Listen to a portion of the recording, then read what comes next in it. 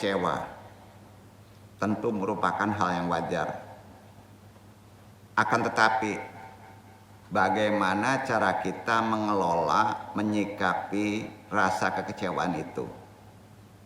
Kita bisa meneladani, orang sering menyebut takhlaku bi ahlakillah, akhlak Allah. Berat ya. Allah sebagai Rabb yang telah menganugerahkan rezeki yang tak terhingga saja, sangat tinggi. Walaupun banyak yang durhaka dan tidak menyembah Allah, tetapi bermurah hati tetap Allah kepada hamba-hambanya. Setuju? Itu akhlak Allah. Miskin adalah lawan kata dari kaya. Miskin identik dengan mereka yang berkekurangan dalam mencukupi kehidupannya. Itu namanya miskin. Jika melihat kriteria kemiskinan yang dibuat oleh Bank Dunia yang menggunakan basic need approach, maka standar nominalnya adalah apa? Miskin itu seseorang yang memiliki penghasilan $38 per bulan. Jika dikonversi ke jumlahnya sekitar 500.000 per bulan. Sehingga kesimpulannya adalah seseorang dengan pendapatan kurang dari 500.000 sebulan, maka seorang tersebut dikategorikan penduduk miskin. Itu kategori Bank Dunia. Iya kan? Rasulullah bersabda dalam sebuah hadis yang diriwayatkan oleh Abu Naim, kadal fakru an yakuna kufran. Kemiskinan itu dekat kepada kekufuran.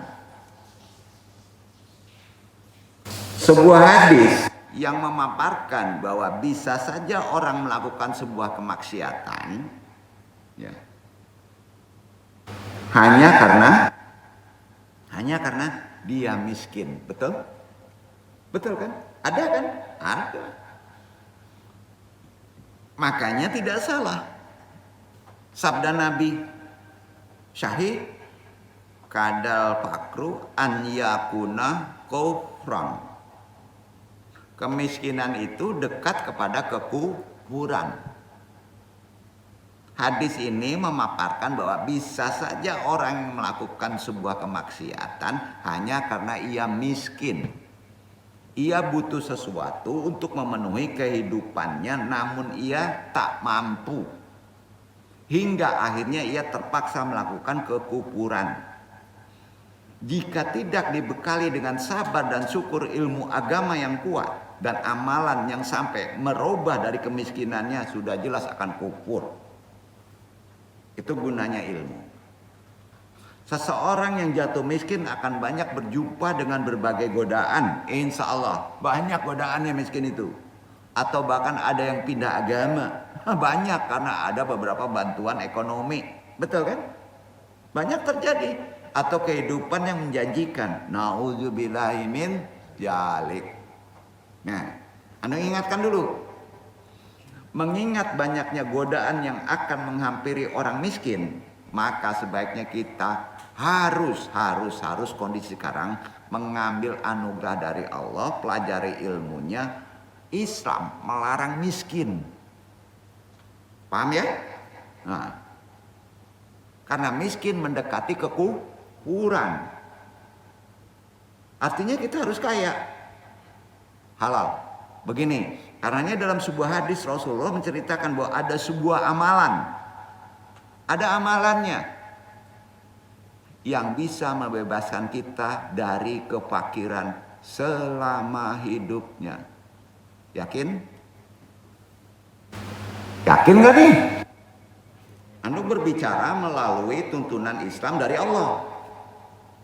Ada amalan yang bisa membebaskan kita dari fakir miskin ekonomi selama hidup antum.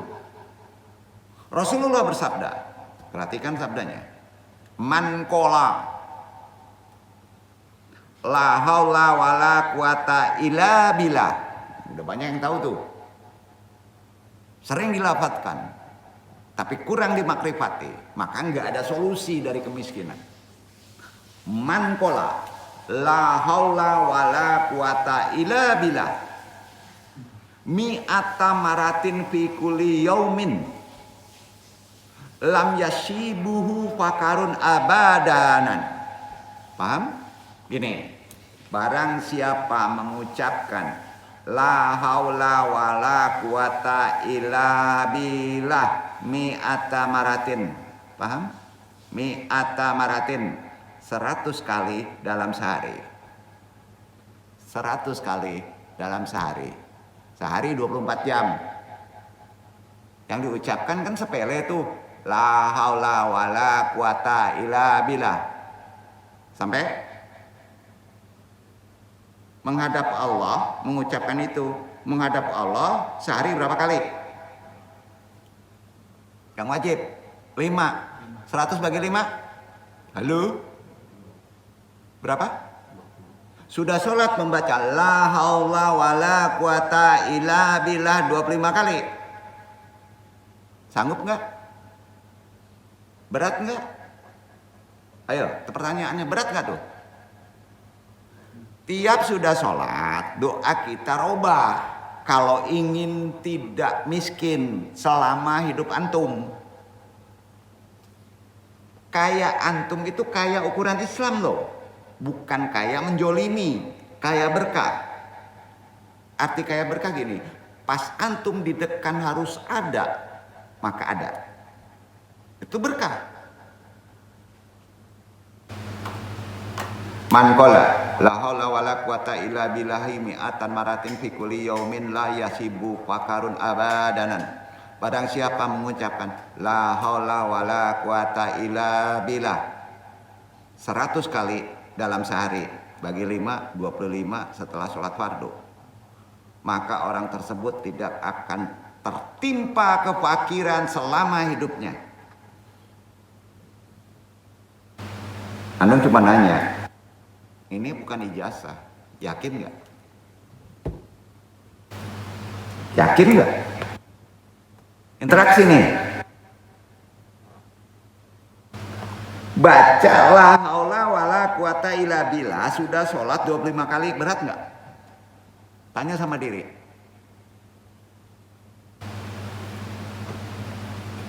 Berarti kan kalau dia jatuhnya apa? Jatuhnya 24 hari sudah 125 kali.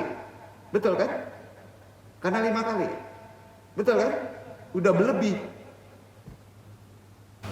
25 itu pahalanya mencukupi menyempurnakan yang 100 tadi. Sampai enggak? Takut ada kesalahan niat, paham? Itu ilmunya. Itu tulibul ilmi gunanya. Yakin atau enggak? Maka kata hadis sahih riwayat Tabrani, banyak perawi ada nomornya pula tuh. Nggak mungkin Rasulullah bohong. Amalannya kan pendek. Orang pada tahu la haula wala quwata illa billah. Misalnya 20 aja udah pas tuh. Betul kan? Kalau lebih bagus karena jadi pahala. Ya. La haula wala quwata illa billah. La haula wala quwata illa billah. Sanggup bisa langsung 100. Satu lafaz bagus. Insya Allah. Kata hadis, tidak akan ketemu kemiskinan selama hidup antum. Dong tegaskan tuh, mengulang-ulang tuh. Gampang amalannya ya. Coba ngalih. Buktiin.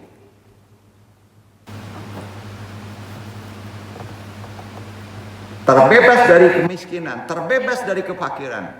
Karena itu kalimat thayyibah. Jadi kalimat thayyibah itu bukan la ilaha illallah saja. Yang kalimat thayyibah pembersih, pentalkin, penyelesaian kehidupan susah mati adalah la ilaha illallah. Sampai Pak? Tapi kalimat thayyibah yang dijadikan energi doa adalah La haula wala quwata illa billah. Sehari berapa kali? 100. Berat ngamalinnya? Enggak. Ada ruginya ngamalinnya? Enggak. Pahala banyak. Dawamkan bacaan tersebut. Kalimat thayyibah itu bukan disir, dawam. Ada terdengar oleh telinga. Itu makrifatnya. Karena itu amalan harta karun surga. Itu kata Nabi. Yang diturunkan ke bumi. Hadisnya sahih. Jadi, apakah kita sering kesulitan rezeki? Padahal setiap makhluk pasti diberikan rezeki oleh Allah. Cuman Allah menyuruh menjemputnya. Dengan apa? Dengan harta karun surga. Jemput.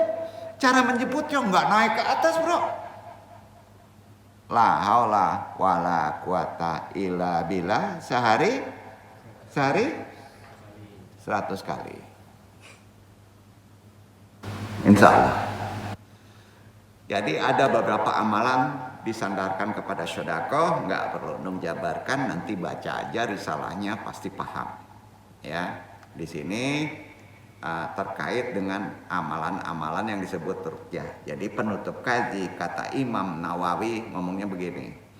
Nahnu mutquluna bil hukmi alal akhirina binaan ala majhiri khairizihi wa ma yakhruju min afwahim amal qalbu padahal layaknina. Kita hanya dibebani dengan menyikapi seseorang dari lahiriahnya saja dan sesuatu yang keluar dari lisannya, sedang hati itu bukan urusan kita.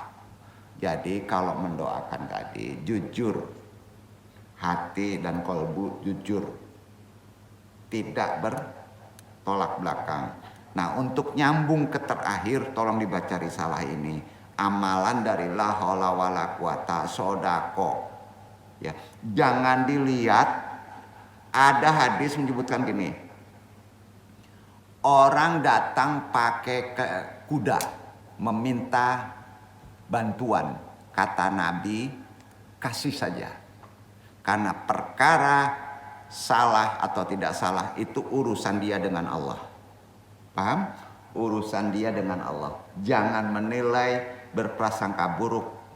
Kita sering melihat untuk bersedekah kepada orang lain, melihat kondisinya ada syuudzon. Enggak boleh. Kalau orang datang itu sudah di perjalanan Allah. Urusan salah sasaran itu urusan dia dengan Allah. Urusan antum perintah tolong. Paham? Itu ada hadisnya, silahkan baca. Wabillahi taufiq hidayah. Mudah-mudahan ini bermanfaat dan menjadi amalan. Nah, dan untuk jelasnya silahkan baca sendiri. Di risalah ini tidak perlu dijabarkan. Ya, paham ya? Wailu andung. Wassalamualaikum warahmatullahi wabarakatuh.